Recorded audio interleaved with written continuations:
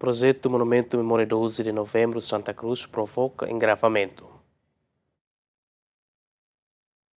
Projeto Monumento Memória 12 de Novembro nebe construir a Santa Cruz provoca engarrafamento. Tamo durante o projeto nelao, comunidade nebe visita rate para transporte hanessa carreta motorizada e a fati nebe atu construir monumento ne. O engarrafamento ne, engenheiro ba obra Monumento 12 de Novembro ateteng. Engarrafamento la os acontece a loron toma, mas be acontece e a tempo da der, meio-dia no lorai, mas be sira la bela takadala em direção Santa Cruz, tamba se moço engarrafamento macas e a direção selo. Ne ita labele taka dalang galai tamba movimento ne quando ita taka e a parte o cosi ne ka o elete ne quando ita taka ne quer dizer que a moço engravamento ne macas luta.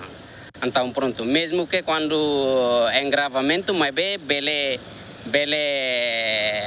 halai na fatin ne lai putida.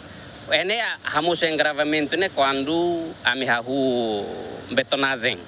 Quando há o choro, galera, nem mais mixer nem mais quando nem mais há o hamoso engravamento nem mais cas. Asa lorong vai lá ya.